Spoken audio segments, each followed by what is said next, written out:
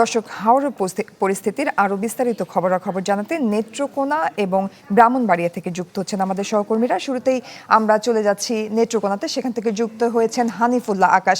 আকাশ, হাওড়ে বন্যা পরিস্থিতির উন্নতি হচ্ছে আমরা জানি, কৃষকরা ধান কাটছেন, তো তারা কতটা আশাবাদী জানাবেন?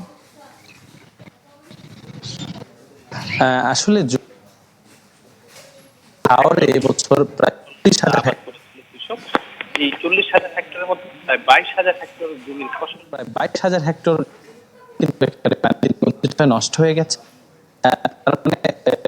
অর্ধেকেরও বেশি জমির হচ্ছে, কারণ হাওড়ের মানুষদের মধ্যে একমাত্র বুড়ো ফসলটি তাদের আয় ব্যয়ের উৎস, এবং এই বুড়ো ফসলের উপর নির্ভর করে সারা বছরের তাদের যে সমস্ত খরচ সেটি কিন্তু নির্ভর করে। এবার যে অকাল বন্যা এবং অতিবৃষ্টির কারণে কিন্তু এখানে হাওরে এই যে ক্ষতি হয়েছে, তারা কৃষকরা বলছেন যে আসলে যে পরিমাণ ক্ষতি হয়েছে সেটি কিন্তু আসলে পোষানো অনেকটাই তাদের জন্য দুরূহ, এবং অনেক কৃষকই কিন্তু একমাত্র বড় ফসল হারিয়ে। ঈদ আসবে, সাথে ক্যাশব্যাকও আসবে। নিজের বা প্রিয়জনের জন্য কেনাকাটায় এবারও নগদ পেমেন্টে পাচ্ছেন দারুণ ক্যাশব্যাক। তাই যাই কিনুন, পেমেন্ট করুন নগদে। নিঃস্ব হয়ে পড়েছেন। এছাড়াও নেত্রকোনায় 1,84,000 হেক্টর বোরো ফসল কিন্তু আবাদ করেছে নেত্রকোনার 10 উপজেলায়। তার মধ্যে আমার পেছনে যে আপনি এই যে গুজা বিল এটিকে বলে, এই বিলের মধ্যে কিন্তু এখনো আংশিক ধান রয়েছে, এবং কৃষকরা আপনারা দেখছেন দূরের মাঠে কিন্তু যতটুকু পারছে তারা সেই ধান কাটার চেষ্টা করছে। তো কৃষি বিভাগ বলছে যে এখন নেত্রকোনা জেলায় এই পর্যন্ত প্রায় 85% ধান কর্তন হয়েছে। আগামী এক সপ্তাহের মধ্যে সম্পূর্ণভাবে যে ধান রয়েছে তা কর্তন করা সম্ভব। জয়ী। আকাশ, ধন্যবাদ আপনাকে। দর্শক, আমাদের সাথে নেত্রকোনা থেকে প্রকাশ দাস আছেন। প্রকাশ, আমরা নেত্রকোনা জানছিলাম প্রায় 85% ধান কাটা হয়েছে, নেত্রকোনার পরিস্থিতি জানাবেন আমাদের।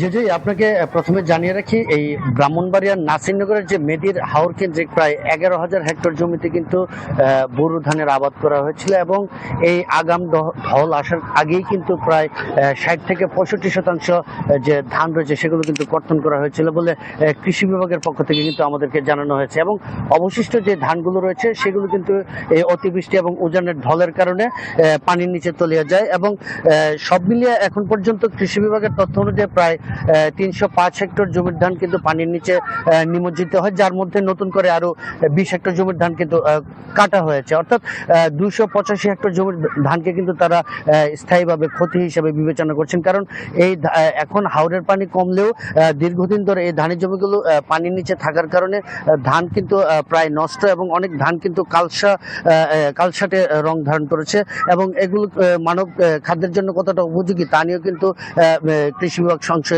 রয়েছেন, যে কারণে কিন্তু এগুলোকে ক্ষতি হিসেবে দেখা হচ্ছে। আর যেহেতু কষ্টের ফসল হারিয়েছেন কৃষকরা, তাদের মধ্যে তো এক ধরনের হাহাকার রয়েছে। তাদের চোখের সামনে কিন্তু তাদের কষ্টের ফসলগুলো পানিতে তলিয়েছে। একদিকে ছিল শ্রমিক সংকট, আবার শ্রমিক মিললেও কিন্তু বাড়তি খরচ দিয়েই কিন্তু তাদেরকে সেসব কাজগুলো করতে হয়েছে। তো আর কৃষকরা আরো যেটি বলছেন যে তারা এই পানি কমার ফলে যতটুকু সম্ভব হচ্ছে তারা কিন্তু হাওরে যাচ্ছেন, যেখান থেকে যতটা পারছেন ধান কিন্তু কেটে নিয়ে আনছেন। মূলত তারা কিন্তু তাদের যে ক্ষতির পরিমাণ সেটা কিছুটা হলেও কমিয়ে আনার জন্য কিন্তু তারা চেষ্টা করছেন। আর কৃষি বিভাগের যে তথ্য বলছে যে কৃষি বিভাগ এখন পর্যন্ত প্রায় 3,000 ক্ষতিগ্রস্ত কৃষকের তালিকা প্রণয়ন করেছেন। ইতিমধ্যে কৃষিমন্ত্রী এই ক্ষতিগ্রস্ত কৃষকদের মাঝে ত্রাণ সহায়তা কার্যক্রম উদ্বোধন করেছেন, এবং পর্যায়ক্রমে কিন্তু কৃষকদেরকে আরো অন্যান্য সরকারি সহায়তা রয়েছে সেগুলো কিন্তু পৌঁছে দেওয়া হবে। জয়ী। প্রকাশ, ধন্যবাদ আপনাকে। দর্শক, নেত্রকোনা এবং ব্রাহ্মণবাড়ি থেকে জানছিলাম হাওরের বন্যা পরিস্থিতির সবশেষ খবরাখবর।